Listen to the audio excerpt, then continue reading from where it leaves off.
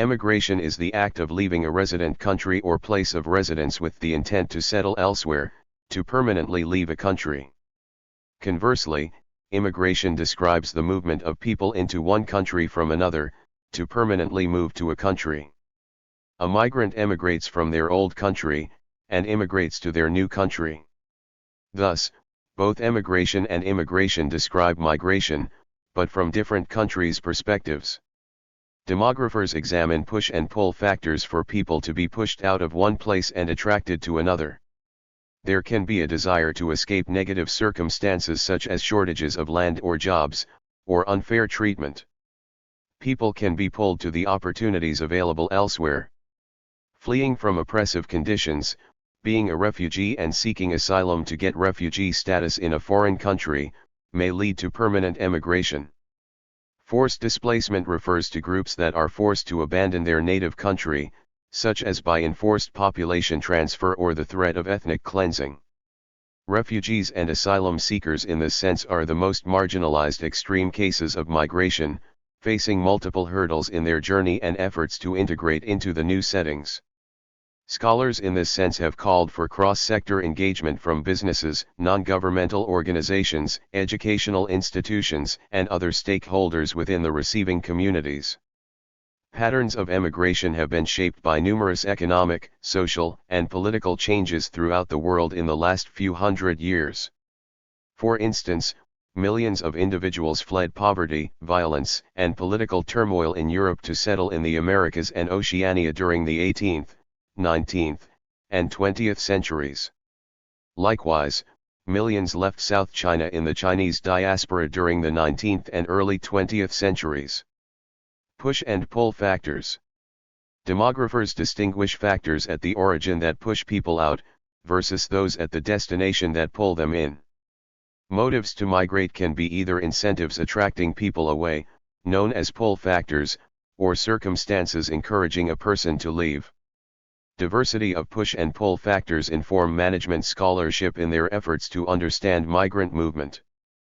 Push factors: poor living conditions or overcrowding, lack of employment or entrepreneurial opportunities, lack of educational opportunities, threat of arrest or punishment, persecution or intolerance based on race, religion, gender, or sexual orientation, political corruption, lack of government transparency or freedom of speech, inability to find a spouse for marriage, lack of freedom to choose religion, or to choose no religion, resource depletion, scarcity, or austerity, military draft, warfare, or terrorism, expulsion by armed force or coercion, recession or economic collapse, famine or drought, cultural fights with other cultural groups.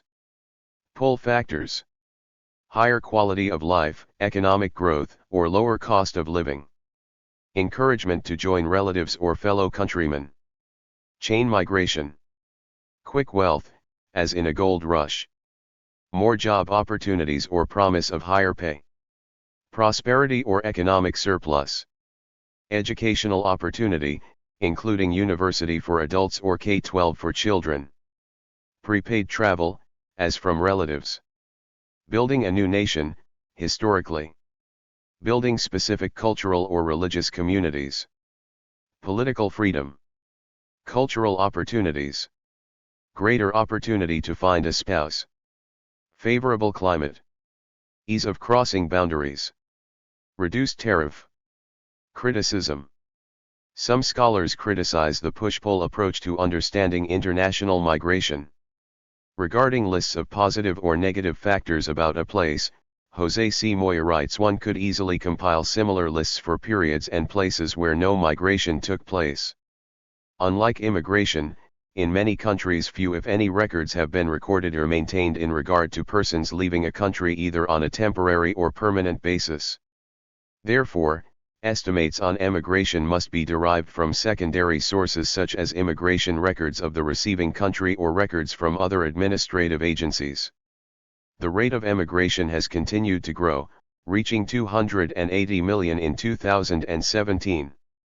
In Armenia, for example, the migration is calculated by counting people arriving or leaving the country via airplane, train, railway, or other means of transportation. Here, the emigration index is high, 1.5% of population leaves the country annually. In fact, it is one of the countries where emigration has become a part of culture since 20th century. For example, between 1990 and 2005 approximately 700,000 to 1,300,000 Armenians left the country. The highly rising numbers of emigration are a direct response to socio-political and economic areas of the country. The internal migration in country, is big, 28.7%, while international migration is 71.3% of the total migration by people aging 15 and above. It is important to understand the reasons for both types of migration and the availability of the options. For example, in Armenia, everything is localized in the capital city Yerevan, thus, internal migration is from the villages and small cities to the biggest city of the country. The reason for the migration can be work or study. International migration follows the same reasoning of migration, work or study. The main destinations for it are Russia, France, and US. Some countries restrict the ability of their citizens to emigrate to other countries. After 1668, the Qing Emperor banned Han Chinese migration to Manchuria. In 1681, the emperor ordered construction of the Willow Palisade, a barrier beyond which the Chinese were prohibited from encroaching on Manchu and Mongol lands. The Soviet Socialist republics of the later Soviet Union began such restrictions in 1918, with laws and borders tightening until even illegal emigration was nearly impossible by 1928. To strengthen this, they set up internal passport controls and individual city propiska, place of residence, permits, along with internal freedom of movement restrictions often called the 101st kilometer, rules which greatly restricted mobility within even small areas. At the end of World War II in 1945, the Soviet Union occupied several Central European countries, together called the Eastern Bloc, with the majority of those living in the newly acquired areas aspiring to independence and wanted the Soviets to leave. Before 1950, over 15 million people emigrated from the Soviet-occupied Eastern European countries and immigrated into the West in the 5 years immediately following World War II. By the early 1950s, the Soviet approach to controlling national movement was emulated by most of the rest of the Eastern Bloc. Restrictions implemented in the Eastern Bloc stopped most east-west migration, with only 13.3 million migrations westward between 1950 and 1990. However, hundreds of thousands of East Germans annually immigrated to West Germany through a loophole in the system that existed between East and West Berlin, where the four occupying World War II powers governed movement. The emigration resulted in massive brain drain from East Germany to West Germany of younger educated professionals, such that nearly 20% of East Germany's population had migrated to West Germany by 1961. In 1961, East Germany erected a barbed wire barrier that would eventually be expanded through construction into the Berlin Wall, effectively closing the loophole.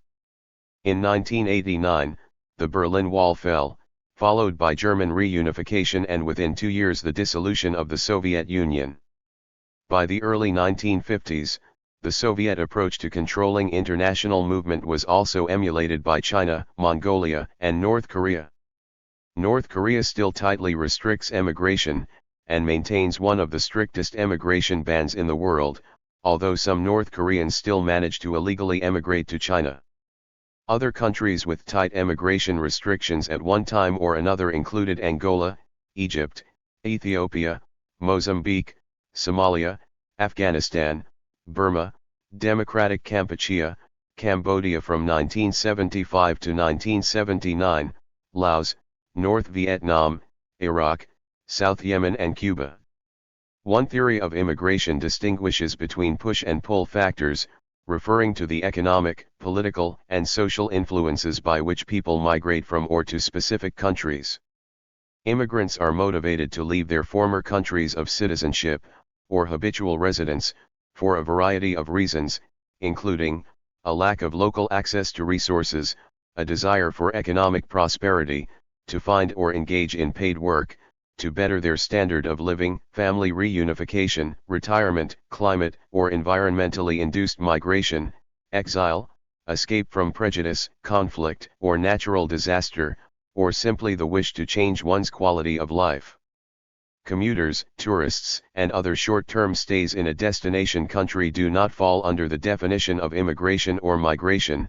Seasonal labor immigration is sometimes included, however.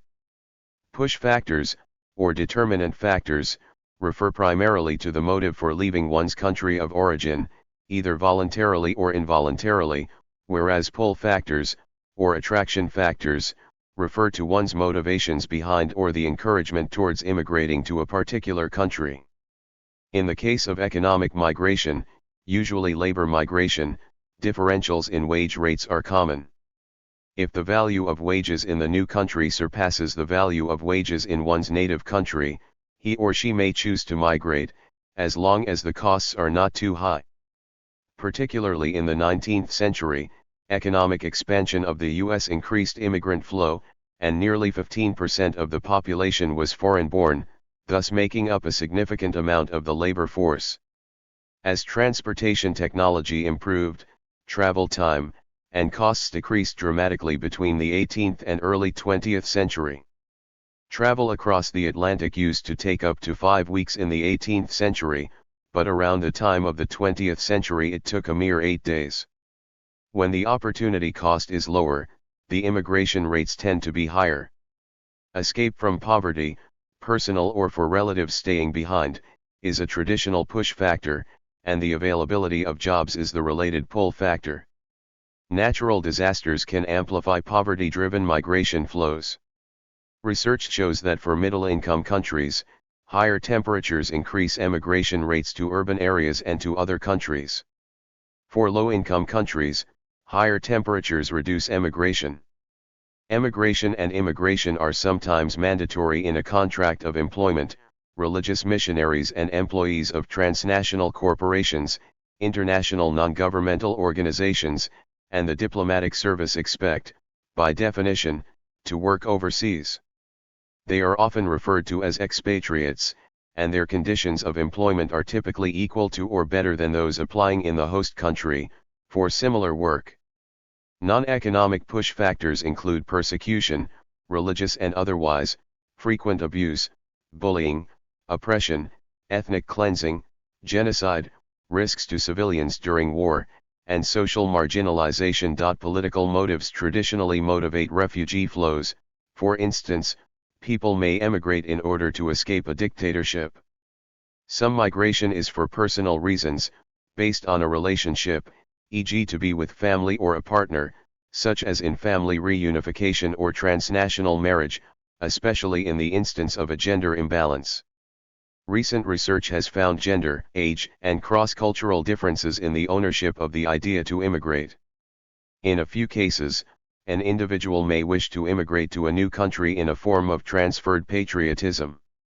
Evasion of criminal justice, example avoiding arrest, is a personal motivation. This type of emigration and immigration is not normally legal, if a crime is internationally recognized, although criminals may disguise their identities or find other loopholes to evade detection. For example, there have been reports of war criminals disguising themselves as victims of war or conflict and then pursuing asylum in a different country. Barriers to immigration come not only in legal form or political form. Natural and social barriers to immigration can also be very powerful. Immigrants when leaving their country also leave everything familiar, their family, friends, support network, and culture. They also need to liquidate their assets, and they incur the expense of moving. When they arrive in a new country, this is often with many uncertainties including finding work, where to live, new laws, new cultural norms, language or accent issues, possible racism, and other exclusionary behavior towards them and their family. The politics of immigration have become increasingly associated with other issues, such as national security and terrorism, especially in Western Europe, with the presence of Islam as a new major religion. Those with security concerns cite the 2005 French riots and point to the Jalans-Postan Muhammad cartoons controversy as examples of the value conflicts arising from immigration of Muslims in Western Europe. Because of all these associations, immigration has become an emotional political issue in many European nations. Studies have suggested that some special interest groups lobby for less immigration for their own group and more immigration for other groups since they see effects of immigration, such as increased labor competition, as detrimental when affecting their own group but beneficial when impacting other groups. A 2010 European study suggested that employers are more likely to be pro-immigration than employees, provided that immigrants are thought to compete with employees who are already in the country. Or else, when immigrants are thought to compete with employers rather than employees, employers are more likely to be anti-immigration than employees. A 2011 study examining the voting of U.S. representatives on migration policy suggests that representatives from more skilled labor-abundant districts are more likely to support an open immigration policy towards the unskilled, whereas the opposite is true for representatives from more unskilled labor-abundant districts. Another contributing factor may be lobbying by earlier immigrants. The chairman for the U.S. Irish Lobby for Immigration Reform, which lobby for more permissive rules for immigrants, as well as special arrangements just for Irish people, has stated that the Irish lobby will push for any special arrangement it can get, as will every other ethnic group in the country. Thank you for watching this video.